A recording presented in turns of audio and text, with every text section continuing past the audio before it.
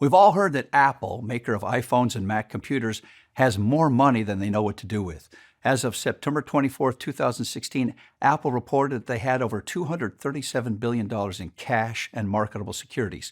$237 billion. Well, where does that number come from? How do people know how much Apple has in cash and securities? That information and so much more is all out there waiting for those with an interest in reading Apple's balance sheet. So let's start our journey through the land of accounting by beginning with the fundamental financial statement, the balance sheet.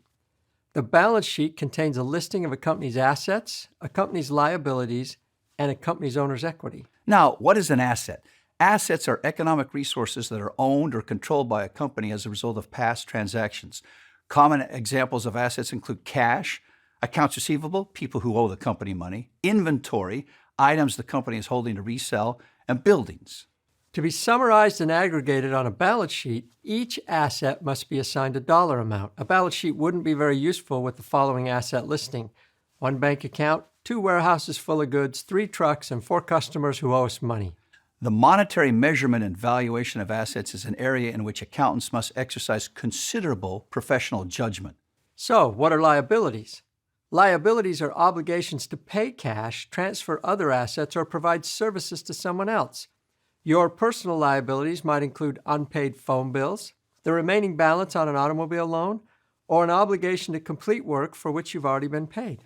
Common liabilities for businesses include accounts payable, amounts owed as a result of the purchase of goods and services on credit, mortgage payable, amounts owed relating to the purchase of property, and unearned revenue. These are amounts owed in services or product to a customer who is paid in advance. Now, like assets, liabilities must be measured in dollars or whatever currency is being used. And as with assets, quantifying the amount of a liability can require extensive judgment. For example, consider the difficulties of a company attempting to quantify its obligation to clean up a toxic waste site. When the cleanup will take years to complete, the extent of the environmental damage is still in dispute, and legal responsibility for the toxic mess is still being debated in the courts.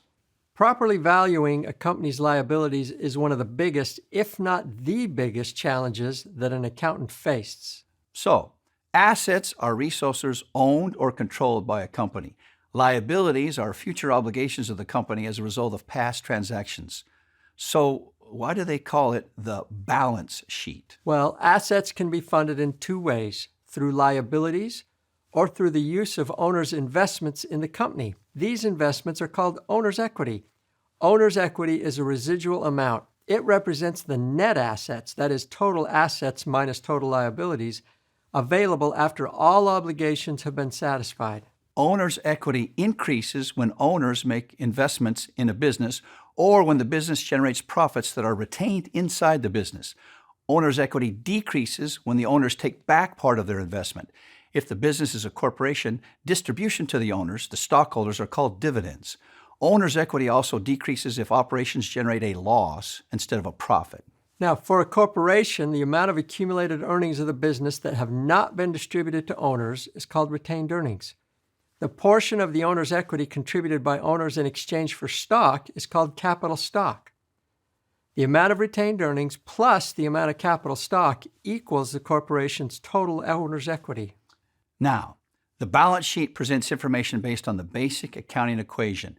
Assets equal liabilities plus owner's equity. In fact, the name balance sheet comes from the fact that a proper balance sheet must always balance. Total assets must equal the total of liabilities and owner's equity. The accounting equation is not some miraculous coincidence. It is true by definition. Liabilities and owner's equity are just the methods used to finance the purchase of assets. They're claims, creditors' claims and owners' claims against the assets. They can also be thought of as the sources of the funds used to purchase the assets. So another way to view the accounting equation is that the total amount of the assets is equal to the total amount of financing needed to buy the assets. The total resources, therefore, equals the claims against those resources. So let's have a look at Apple's balance sheet as of September 24th, 2016. First, Apple's assets. Take a look at that list there. Just highlighting a couple of assets, cash and short-term marketable securities total a little over $67 billion. Short-term securities are things like stock investments in other companies. Now, Apple is owed $15.7 billion from those who've purchased Apple products and haven't paid for them yet. The $2.1 billion in inventory represents iPhones, iPads, and Mac computers that haven't been sold yet. Now, notice that Apple owns over $170 billion in long-term marketable securities. The long term indicates that Apple doesn't have the intention of selling these securities, at least within the next year. So where does the number $237 billion come from with regard to Apple's cash and securities? Straight from the balance sheet. Just add up the cash, the short-term marketable securities, and the long-term marketable securities. Now, while we're at it, let's take a look at Apple's liabilities. Focusing on just a couple of Apple's obligations, accounts payable total over $37 billion. That represents the amount that Apple owes to creditors on that day. Accrued expenses are items like rent, insurance, and wages that Apple owes but has not paid yet. And long-term debt represents Apple's obligations to long-term creditors. Finally, let's look at Apple's equity. Just over $31 billion has been invested by Apple's owners, the shareholders, and just about $97 billion represents earnings that have been retained in the business since it started. Also, note that Apple's assets of just over $321 billion exactly equals Apple's liabilities and Apple's owner's equity. Again, assets equal liabilities plus owner's equity. And the balance sheet balances. It has to, by definition.